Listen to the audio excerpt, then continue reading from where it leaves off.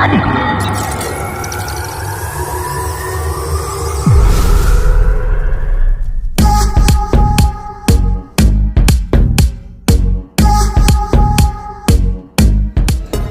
नमस्कार, स्वागत है आपका अखिल भारतीय राजीव गांधी विचार विकास के इस मंच पर।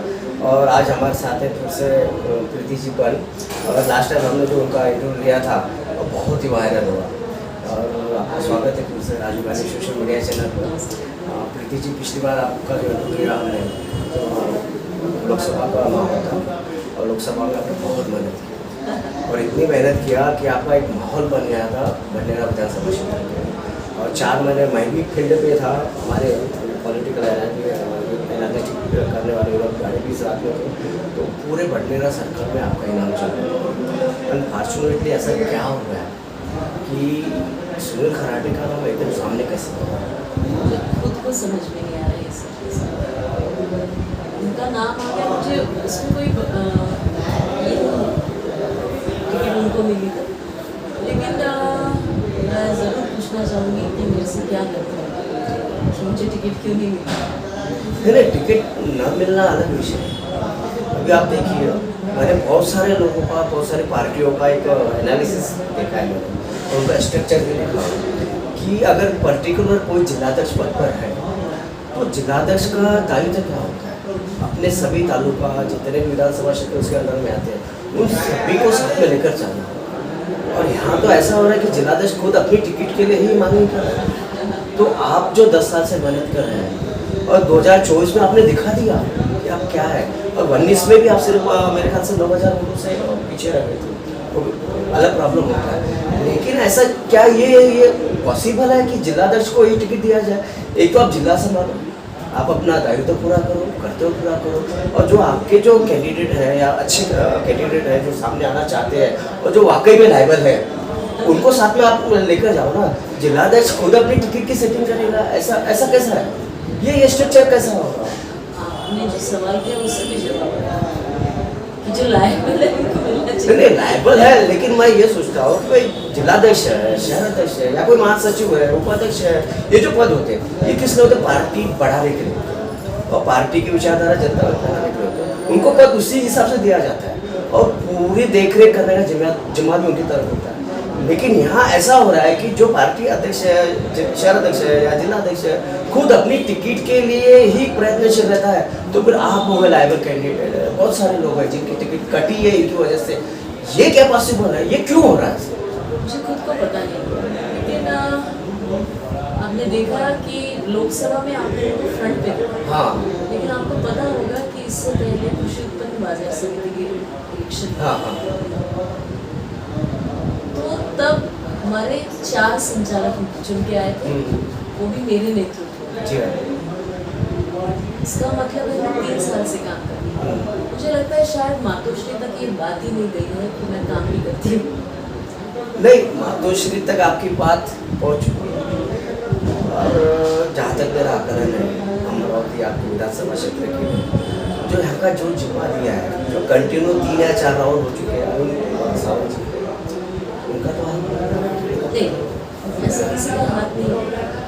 मुझे ऐसा लगता है कि उद्धव साहब ने भी जो टिकट दी है तो शायद उनको भी अंधेरे में, इसलिए अंधेरे में मुझे पता नहीं। यहाँ पे जो संपर्क प्रमुख है, संपर्क प्रमुख जो रहते हैं वो वहाँ पे रिपोर्टिंग करते हैं। शायद उद्धव साहब तक मैं जो कर रही हूँ वो गया ही नहीं तो जानबूझकर तो नहीं पहुँचा हाँ, वो तो सही है, जानबूझकर नहीं पहुँचा। या फिर कोई पैसों का खेल है, पैसा लेकर ऐसा मातोश्री को पैसा ऐसा कुछ चलता है, ऐसी कोई बात नहीं है। शायद मातोश्री तक जो हमारे संपर्क प्रमुख ने वहाँ तक पहुँचाना चाहिए था वो नहीं पहुँचा।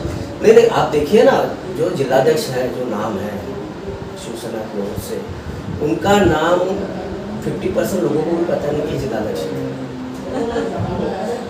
जिन्हें कोई पहचानता नहीं या जो फोकस भी नहीं आया है, जिन्होंने कार्यक्रम नहीं लिए, जिन्होंने आंदोलन भी नहीं किए के साथ के लिए, जो फ्रंट में भी नहीं रहा, लोकसभा में भी नहीं, उनको एकदम टिकट मिलना वो मेरे समझ से परे है। मैं वही बोल रही हूँ कि शायद मैं जो काम कर रही थी, मैंने आपने देखा होगा लोकसभा के बाद बलवंत राव जी को जिताने के लिए मैंने शायद 1.5 महीना और जिस जिद से किया, ये मेरी जिद बलवंत राव को चुन के लाना ही था।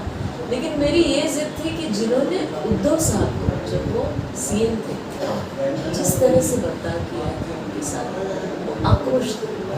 उस वजह से मैं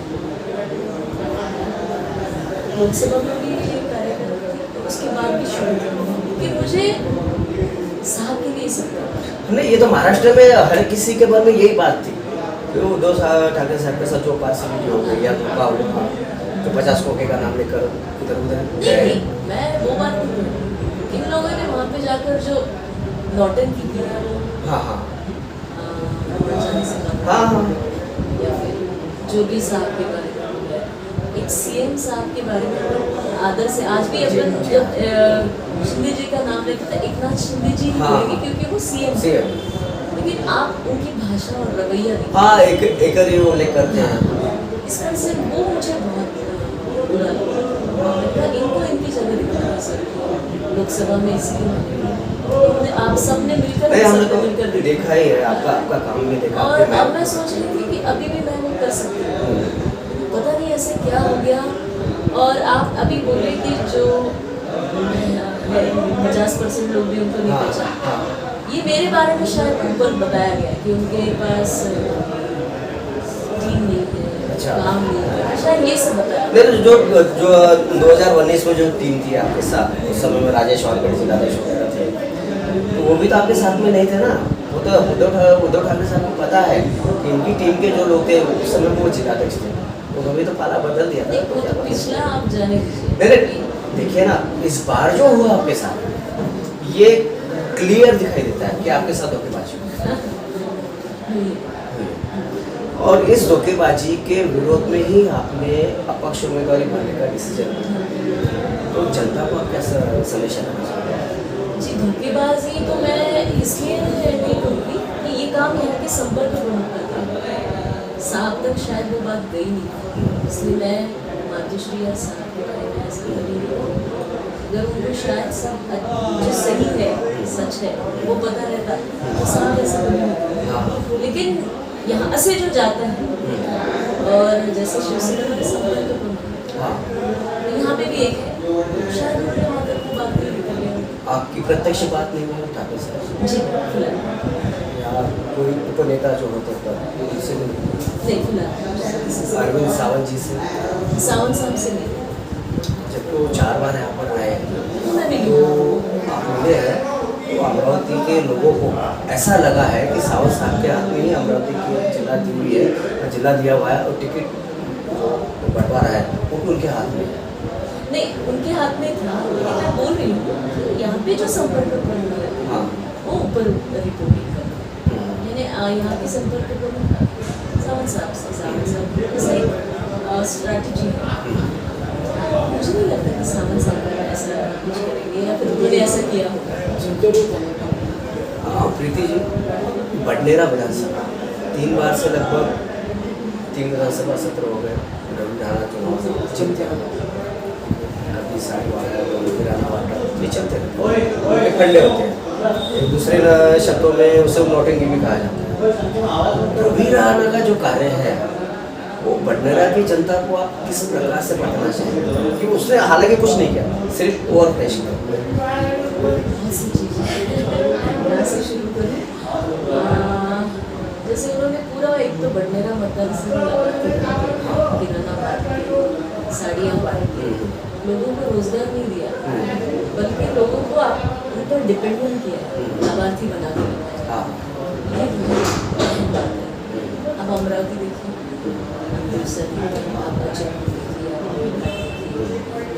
वेल डेवलप से ज़्यादा आपने कभी देखा है वहाँ पे कुछ बढ़ते?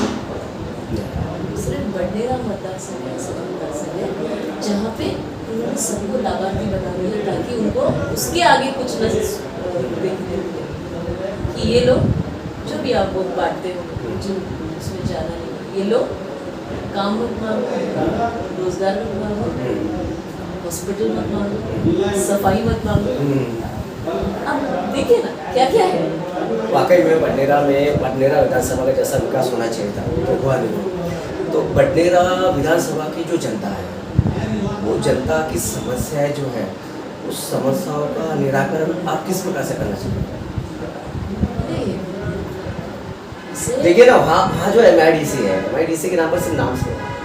वहाँ उद्योग धंधे कहाँ है? वो उससे भी ज़्यादा वो जो सुखबीर में शुरू करने वाला हाँ हाँ, दोनों सुखबीर में तो शुरू नहीं किया। नहीं वो जगह किसको मिली है सबको पता है। सब और भातुकली में उन्होंने एक खासगी ये शुरू किया, लेकिन सुखबीर में होता गवर्नमेंट की।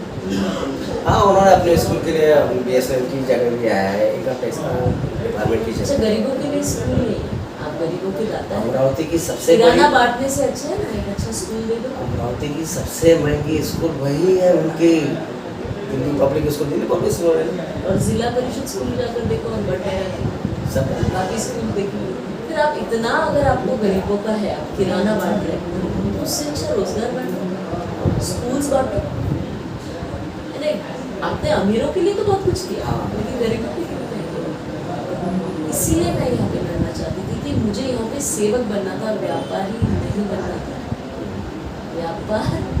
व्यापारी और सेवक में बहुत फर्क है। आप वैसे भी व्यापारी नहीं है, नहीं। अगर बिजनेस करते थे तो टिकट आपके घर में होती थी। आज आप व्यापारी नहीं है, आप एक समाज सेवक ही हैं। बडनेरा विधानसभा के जो किसान मर गया, किसानों की हालत बहुत खास है। अभी जो बरसात में 2 महीने लगातार चली, इसकी वजह से फसल सब नष्ट हुई है। वो किसानों का दुख दर्द कैसा बांटना चाहिए? सच में देखा जाए तो जिस तरह से मेहनत किसान कर रहे हैं, आप देखो कि 1 एकड़ 2 एकड़ के लिए खर्चा कितना है, मजदूरी कितनी है, और शायद BDPR में भी GST है? सरकार कहाँ से ले रही है? अन्नदाता से भी आजकल सब कुछ लिया जा रहा है, और उसके बदले में क्या दिया जा रहा है? सोयाबीन से भाव देखिए, और तेलों के बाद तो 3500 सुना है हाँ, सोयाबीन। सोयाबीन का भाव। और आपने देखा सोयाबीन तेल कितने का हो गया आज? अभी 40 रुपये बढ़ गया, पिछले हफ्ते से 40 रुपये किलो पर बढ़ गया। यहाँ पे बोला जाता है कि शेतकरी म्हणजे सगळं, हाँ, जे अन्नदाता आहे आम्ही हे करणार ते करणार. जेव्हा साहेब मुख्यमंत्री होते तेव्हा तुम्ही आंदोलन केले, आता शेतकरी तुम्हाला दिसत नाही का? आता सोयाबीनचे भाव पडले ते दिसत नाही का? आता कुठे गेलं मग? तुम्हाला एवढी पोटतिडकी होती शेतकऱ्यांच्या बाबतीत, कुठे गेली? खतरनाक परिस्थिति है बडनेरा विधानसभा की। वो जो MIDC है, MIDC में उद्योग आप कहाँ धंधे, की बोल रहे हो? बडनेरा से। अच्छा, वो MIDC में अभी तक एक भी उद्योग धंधा शुरू नहीं हुआ। क्योंकि उन्हीं की जगह, किसकी जगह है पूछ लो आप, आपको नहीं, पता चलेगा वो जगह किसकी। हमने वो पता लगाया है, वो अलग अलग एक अलग नाम से डिवाइड किया हुआ है, उन्होंने अपने नाम से किया हुआ है।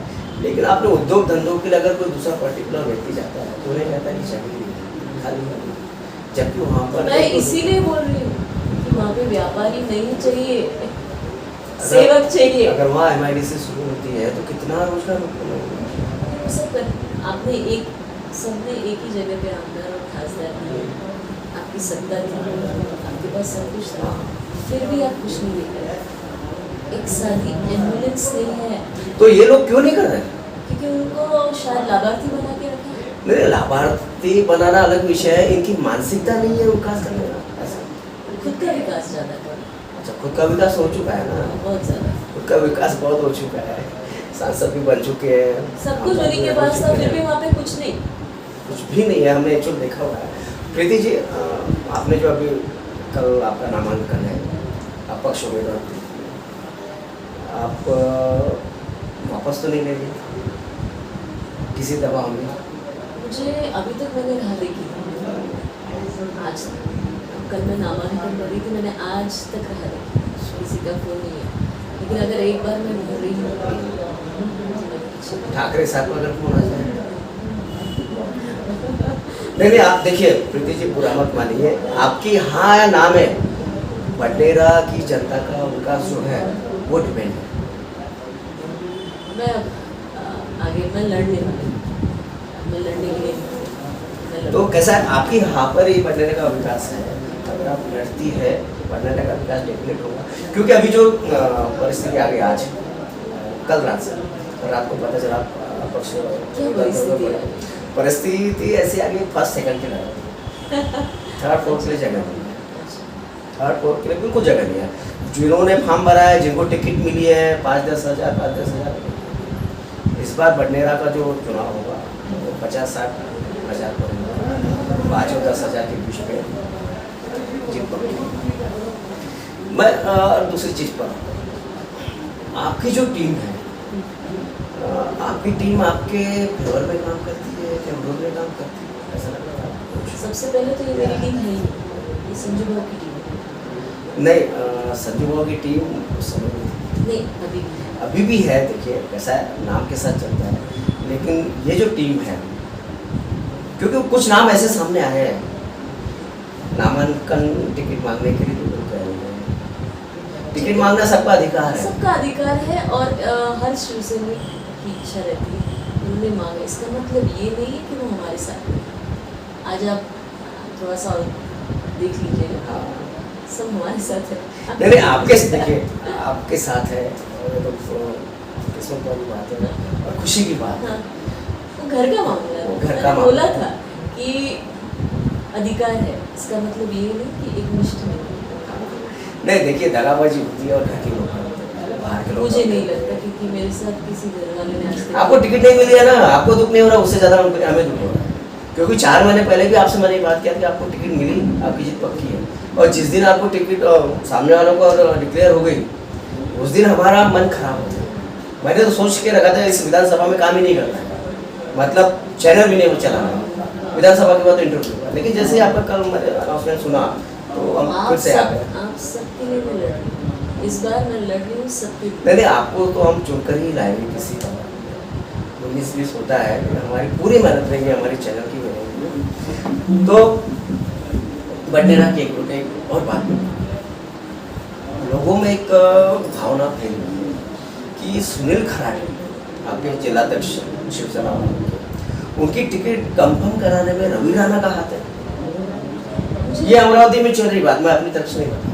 मुझे इस बारे में कुछ फिलहाल पता नहीं, क्योंकि जब टिकट फाइनल हुई थी मैं यहाँ पे थी।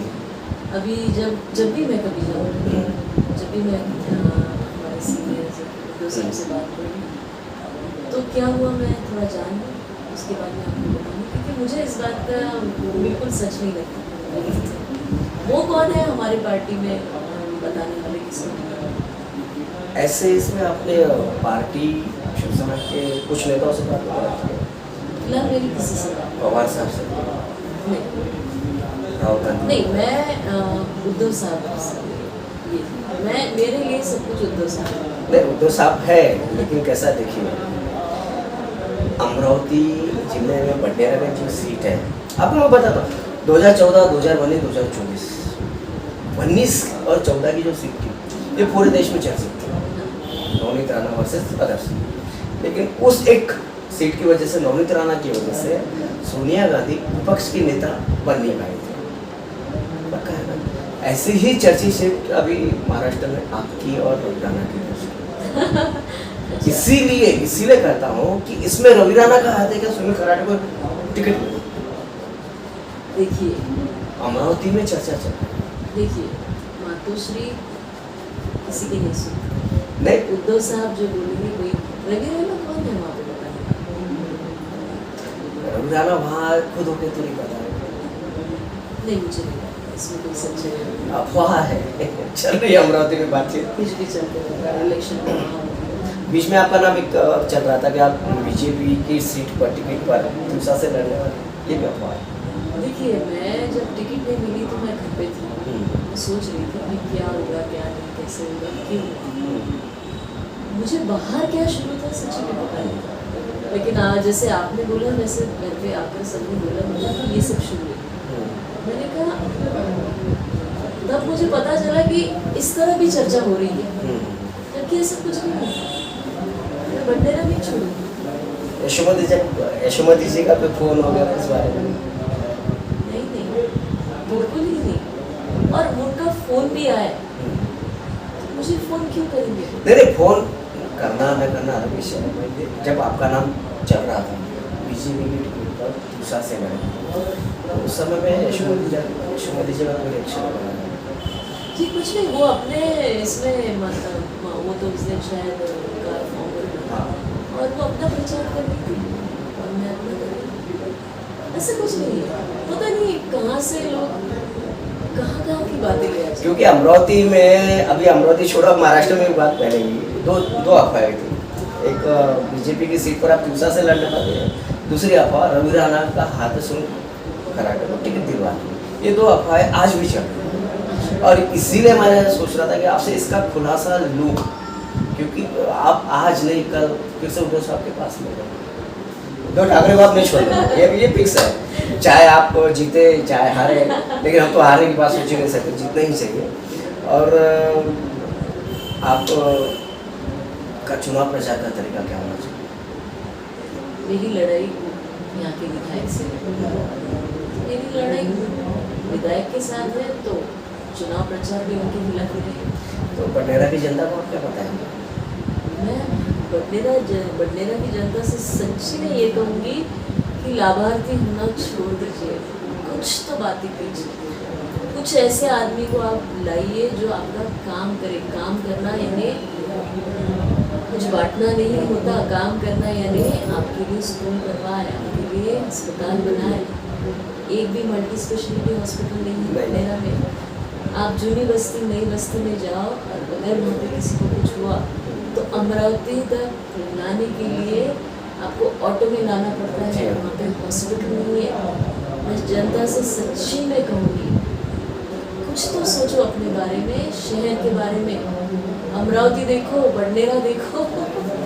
तो बडनेरा विधानसभा की जनता के अभ्यासिका, एक भी अभ्यासिका नहीं दिखती है। उनके भलाई के लिए या उनके विकास के लिए आपके दिमाग में कुछ ब्लूप्रिंट होगा, योजनाएं होंगी, बिल्कुल। वो योजनाओं के बारे सबसे में पहले तो मल्टी स्पेशलिटी हॉस्पिटल बडनेरा शहर यानी ये शहर की जूनी बस्ती नई बस्ती, वहाँ पे बहुत ज़रूरत है हॉस्पिटल की। उससे ज़्यादा उस बाद में स्कूल्स और जो गंदगी फैली है, आप देखिए ना, ये तीन बातें अगर ठीक रही तो आदमी आगे जाएगा। रोजगार भी तो नहीं है, उसके बाद रोजगार आएगा, आप जिंदा रहोगे, अच्छे से हाइजीन रहेगा, हॉस्पिटल रहेगा, उसके बाद रोजगार आएगा। और रोजगार लाना ही चाहिए था अभी तक। सुखगिरनी चालू करवाएंगे आप, उनके चंगुल से मुक्त कराएंगे? सुखगिरनी की आप पहले जगह देख लो, उन्होंने रखी है या मेरे ख्याल से तो अतिक्रमित हो चुकी है, लेकिन फिर भी आप मेहनत तो करेंगे। मैं देखिए, मैं एक सच्ची कार्य, मैं लोगों के लिए काम करने के लिए यहाँ पे आई, मैं व्यापार करने नहीं आई हूँ। वो जो MIDC है उसमें जो दुकान सॉरी जो जगह दी है अलग अलग नामों से, जिन्होंने अभी तक फैक्ट्रियाँ चालू नहीं की, ठीक है, तो अगर आप जीतती है, जीत कर आती है, तो जिन्होंने वो जो जगह मिली है उनके हाथ से आप निकाल पाएंगे, क्योंकि फैक्ट्रियाँ चालू होना ज़रूरी है, उद्योग धंधे चालू होना ज़रूरी है। मैं जीत के आऊँगी ना तो बडनेरा की काया पलट तो मैं 100%, क्योंकि भातकुली हम जाकर देखे, किसी के चंगुल से निकालना तभी मुमकिन है जब कोई वहाँ पे जीते। तो आप जीतिए ना, तो आपको जिताना है मुझे, हम जिताएंगे आपको। और फिर आप देखिएगा कि मैं बडनेरा के लिए क्या करूँगी। अच्छा, बडनेरा विधानसभा में भातकुली कोल्हापुर भी आता है, शायद सिंगापुर भी आता है, बड़े गाँव, छोटे छोटे गाँव भी हैं, तो वहाँ पर रास्ते, नाली, पानी, बिजली की सुविधाएँ नहीं, इसके विषय में आप बताना। वो तो बेसिक चीज़ें हैं जो अब तक हो जानी चाहिए। तो 15 साल वो जीत कर आए हुए, 15 साल से विधायक है, खासदार रह चुके हैं, सांसद रहे हुए, उन्होंने भी किया क्या है? ये मैं सबको बोल रही हूँ कि ध्यान दीजिए कि आपको इस बार परिवर्तन लाना है, बदल दीजिए। तो आपको जनता को भी बताना चाहिए। परिवर्तन बहुत ज़रूरी है। 15 साल बहुत बड़ी बात है। अभी चेंज, परिवर्तन, इसीलिए मैं कहती हूँ, हर एक से कहती हूँ कि अगर आपका काम होता होगा तो किसी को छुट्टी दीजिएगा, किसी को अपना काम करके व्यापार बढ़ाने के लिए मन छुट्टी दीजिएगा। एक थोड़ा सोशल प्रश्न पूछता हूँ, बडनेरा विधानसभा अभी सुनील खराटे साहब तो खड़े हैं शिवसेना की टिकट पर, रोजगार आपने नहीं होता दिन खत्म हो गया, तुषार भारती भी खड़े रहेंगे। इस कंडीशन में आपकी जो जीत है वो आपके खुद के बेस पर इस समय, क्योंकि आप लोगों की पार्टी का साथ नहीं मिलेगा। लेकिन फील्ड में घूमते समय हमने जो एनालिसिस किया तो आपको मुस्लिम समाज 90% आपको चला, और जो दलित समाज है 50% चला। तो दलित समाज को आप कैसे कन्विंस करेंगे? क्योंकि दलित समाज के जो लीडर्स हैं तो खड़े रहने के लिए खड़े रहने के लिए खड़े रहते हैं, तो उनके चंगुल से दलित समाज के वोटरों को आप कैसे समझाएंगे? उनको ये बात तो मुझे समझानी पड़ेगी कि किसी ने दलित समाज के लोग अगर खड़े किए हैं तो आप सोचिए क्यों किए होंगे। हाँ, वो तो सभी को पता है ना, वो सभी को पता है, लेकिन कैसा दलित समाज थोड़ा भावनिक हो जाता है जब बाबा साहब अम्बेडकर का नाम आता है, वो बहुत भावनिक होता है। उनको बताना पड़ेगा अगर संविधान बचाना है, हम जैसे लोगों को चुन के लाना पड़ेगा। तो ये तो लोग कहते हैं कि संविधान का ठेका उन्होंने तोड़ दिया, हमारा ठेका है। ऐसा पेपर क्या अगर देखिए ना, राहुल गांधी जी ने पूरे भारत जोड़ो न्याय यात्रा, जो दूसरी यात्रा थी, और लोकसभा का पूरा प्रचार भारतीय संविधान की काफी में करी, और वाकई में संविधान खतरे में था, है, आएगा। चंद्रचूड़ साहब से कोई उम्मीद नहीं है। वर्गीकरण का जो फैसला आया वो होने के बाद, इतना होने के बाद भी दलित समाज का लीडरशिप जो है वो कहता है कि संविधान तो खतरे में है ही नहीं, कांग्रेस ने हमसे झूठ बोल के वो किया। ऐसा नहीं है, उनको क्या जरूरत पड़ी कि न्याय देवता के हाथ में उनको संविधान हटाना या फाड़ना नहीं, उसकी टर्म्स एंड कंडीशंस चेंज करना। उनको ये दिखाना पड़ा न्याय देवता के हाथ में संविधान देने, यानी उनको ये साबित करना पड़ा। क्यों? क्योंकि वो सोच ही रहे थे कि इससे सब कुछ करेंगे, लेकिन आगे वाले को दिलासा देने के लिए उनको ये सब करना पड़ा। अगर इसमें कुछ तथ्य नहीं रहता था शायद ये सब नहीं रहता। चलिए, दलित समाज के जो वोटर्स हैं आपके और हमारे सबके, उनके लिए कोई संदेश है? मैं उनसे यही कहूँगी कि रोजगार पर ध्यान दीजिए, अपनी हेल्थ पे ध्यान दीजिए, स्वास्थ्य पे ध्यान दीजिए, दवा खाना वहाँ पे होना चाहिए, ये ध्यान दीजिए। और आपके जो बच्चे, मैंने बहुत जगह देखा है कि जो क्रिमिनल आप उसको क्या बोलेंगे, और जो बोल पर टिकट है दादागिरी, नहीं, दादागिरी से भी ज़्यादा कितने मर्डर हुए? हाँ, एक मर्डर जो बढ़ रहा है, गुनहगारी जो बढ़ रही है। अपने बच्चों को अगर काम रहा तो गुनहगारी कम या फिर खत्म हो जाएगी। स्कूल होंगे, बच्चे पढ़ेंगे, रोजगार होगा, काम होगा। जो भी कोई बांट रहा है ले लीजिएगा, लेकिन ये देखिए कि अपना आप आज तो ठीक है, लेकिन आपके बच्चों के लिए कोई क्या कर रहा है वो देखिएगा, क्योंकि बच्चों को बचाना बहुत ज़रूरी है।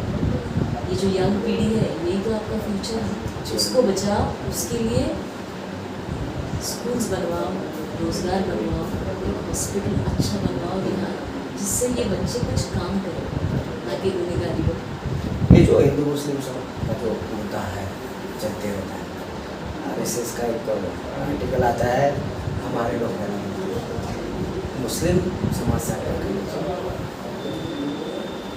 जहाँ तक मैंने देखा है, क्योंकि मुस्लिम समाज को इस समय में आधार जिसको कहते हैं ना, उसकी जरूरत है। उनका जो माइंड है पूरा डाउन हो गया। 6 महीने हो गए मैं लगातार उनके साथ उनके प्रोग्राम्स कुछ भी जाकर वहाँ पर मिलती हूँ, तो सचमुच उनको आधार की जरूरत, आधार सेफ्टी, और मैं उनको सच्ची लगी। यानी उनका कैसा भावनिक बहिष्कार किया जा रहा है कि वो लोग अपने काम में रहते हैं, लेकिन हर बार जब इलेक्शन आता है तो ये मुद्दा क्यों सामने आता है? आप जाकर देखिए, हिंदू मुस्लिम सब साथ में रहते हैं, अब ये नहीं रहता, इलेक्शन के वक्त ही क्यों रहता है?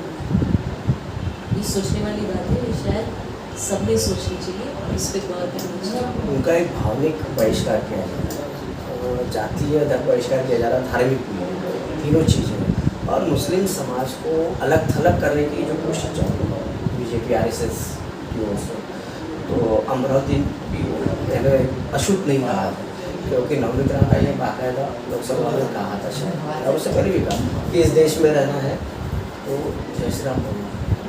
ये हिंदुओं के लिए बहुत बढ़िया अभिमान की बात हो सकती है, मुस्लिम समाज वो भी तो इस देश में रहता है, दलित समाज वो भी तो इस देश में रहता है, या अदर धार्मिक लोग वो भी इस देश में रहता है।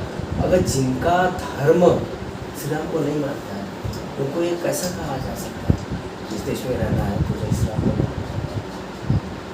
ये नैरेटिव उन्होंने सेट किया, लेकिन जहाँ तक मैंने समझी वो तो काम करते हुए देखा, हमारे यहाँ हर कोई आता था तो जात धर्म ये सब नहीं देखा। तो आज भी जहाँ पे मैं खड़ी हूँ मुझे ऐसा लगता है कि ये नैरेटिव जो सेट किया गया है वो इलेक्शन तक कि जैसे ही वो चुन के आती है वो दूसरी जगह चली जाती है, दूसरा नैरेटिव सेट करती है। तो आपको समझ में आना चाहिए कि किस तरह के लोगों को आप चुन कर दें, जो एक नैरेटिव सेट कर दे जो किसी के मन में तो है नहीं, लेकिन इलेक्शन के बाद वक्त वो आ जाता है।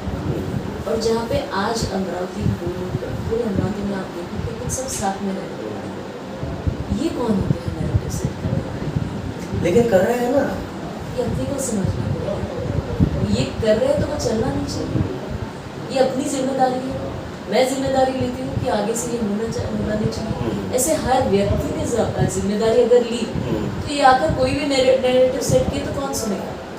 ये अपनी हर एक की जवाबदारी रहेगी कि ऐसे नैरेटिव सेट ना हो, क्योंकि जो सेकुलरिज्म है इंडिया इसमें ये साफ साफ होता है कि हर एक को यहाँ पे movement of freedom of speech, freedom of language, ये अपना संविधान अपनी this is culture of India, this is what India is there divine.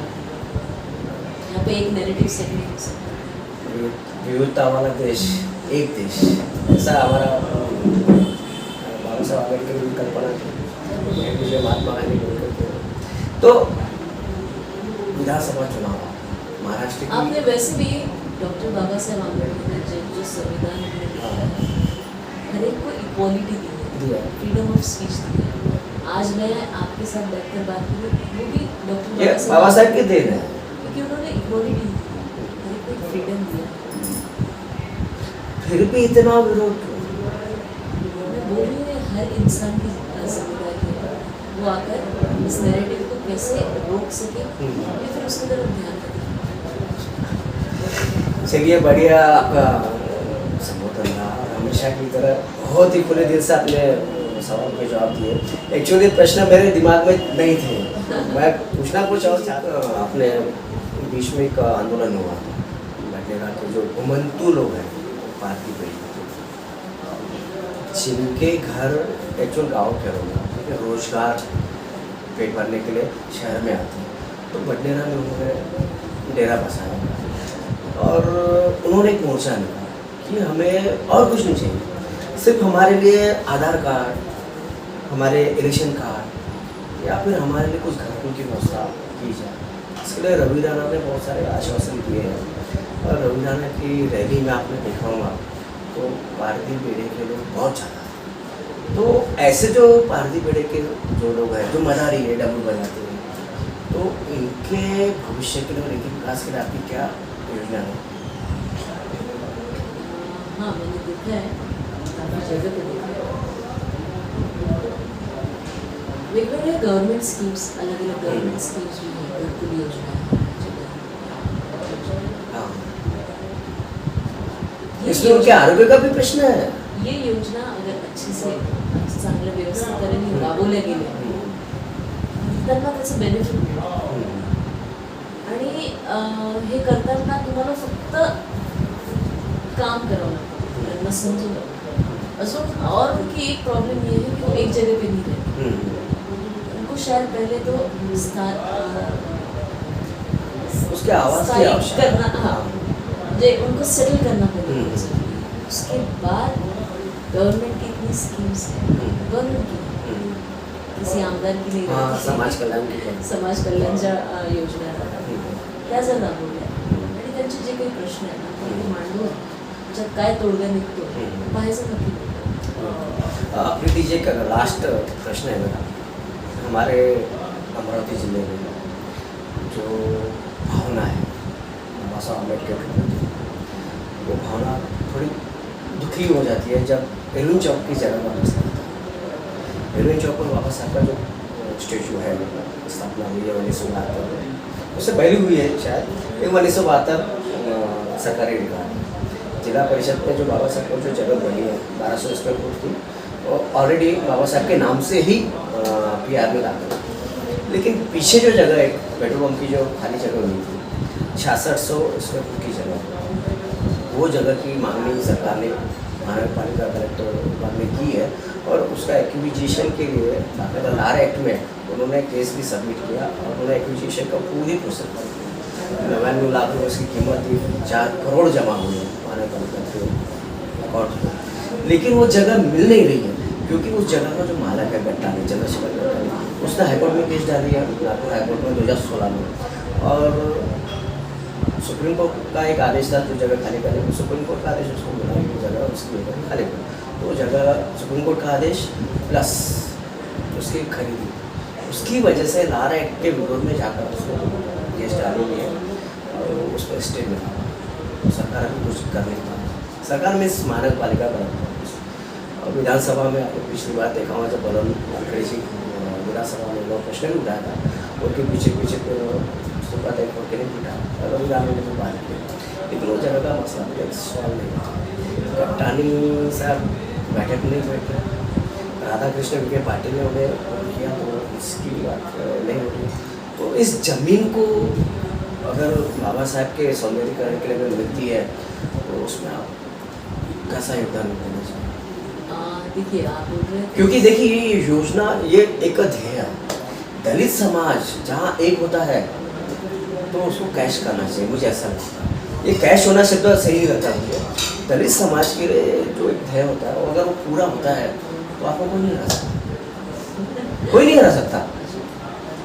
देखिए आपने अभी बताया कि कोर्ट का हाई कोर्ट से स्टे मिला हुआ है, तो ये जुडिशरी की बात है, तो मैं इसको अभी फिलहाल इसलिए नहीं बोल सकती, मुझे प्रॉपरली कौन से नॉर्म्स एंड टर्म्स है मुझे पता है, और जुडिशरी के बारे में इस तरह कुछ भी बोल देना शायद सही नहीं है। तो पहले मैं जान लूँ क्या है, शायद अगली बार आप जब मुझे पूछेंगे, जब सब जान, मैं आपको इस बात का, क्योंकि उस जो वो जो जगह है, वो जगह के जितने भी डॉक्यूमेंट्स होंगे वो मेरे पास है। इवन अगर गट्टानी के विरोध में अगर मैं जाना चाहूँ तो वो जगह उसकी अनलीगल है, मैं प्रूव करेंगे, लेकिन मैं नहीं चाहता कि उसका नुकसान हो, लेकिन मैं ये चाहता हूँ कि मेरे समाज का फायदा हो, वो जगह मिले। वो जगह मिलने के लिए आपकी जो मेहनत या सहयोग चाहिए, विधानसभा में आप कैसा करें? जी मैं अभी भी बोल रही हूँ, दैट इज जुडिशरी। जब तक मैं उसको पढ़ना अच्छे से तो मुझे नहीं लगता उसके बारे में अभी फिलहाल मैंने बात करनी चाहिए, because I don't know the terms of judiciary. चलिए, मैं अगर जनता की ओर से जो डॉक्यूमेंट्स मेरे पास है, जनता की ओर से अगर मैं जनहित याचिका दाखिल करता हूँ और मुझे कुछ सहयोग की जरूरत पड़ेगी, तो आप मेरे समाज के लिए मेरा सहयोग करेंगे? अगर मेरा सहयोग आपको जहाँ भी लगे, और जहाँ पे भी ये ऐसा लगे कि ये हो सकता है, या दिस इज प्रॉपर या राइट बराबर है, ये मिलना चाहिए, मैं आपका सहयोग जरूर करूँगा। तो धन्यवाद प्रीति जी ने हमारा एक बहुत बड़ा मसला सॉल्व करने का वचन दिया है, क्योंकि मुझे पता है कि वो जगह अनलीगल जगह है, अनलीगल खरीदी थी, लेकिन सरकार ने अपने पक्ष में ऐसी कोई भी डॉक्यूमेंट्स वहाँ पर सबमिट किया नहीं। बी टेनर के भरोसे पर वो केस लड़ा, बी टेनर पर केस नहीं जीती जाती। तो ये थे प्रीति जी बन, और इनको शुभेच्छाएं हमारी ओर से और हमारे अखिल भारतीय राजीव गांधी विचार विकास मंच की ओर से। मैं आज ही डिक्लेयर करता हूँ, हमारा संगठन की ओर से आपको समर्थन डिक्लेयर करता हूँ। कांग्रेस सपोर्टेड ऑर्गेनाइजेशन है, कांग्रेस की हम बात करते हैं, लेकिन कांग्रेस अगर उल्टा सीधा काम करते तो हम उनको भी रास्ते पर लाने का काम करते हैं, क्योंकि हमारा संगठन का काम ही है विचारधारा, राजीव गांधी की विचारधारा करना, और राजीव गांधी की विचारधारा ये हर किसी को मौका देना चाहिए, लायबल कैंडिडेट को सामने लाना चाहिए, तो हम उस विचारधारा पर काम करते हैं। और हमारा Rajiv Gandhi social media channel तो ही आपके साथ हुए हैं, और ये कोई पेड इंटरव्यू तो होता नहीं है, हम सिर्फ इंटरव्यू लेते हैं, और इंटरव्यू में आपकी जो भावना है, आपकी जो योजना है, और आप भविष्य में क्या करने वाले हैं, या फिर आपके साथ क्या धोखेबाजी हुई, इसको जनता के सामने लाना हमारा काम है। धन्यवाद। जय हिंद। अधिक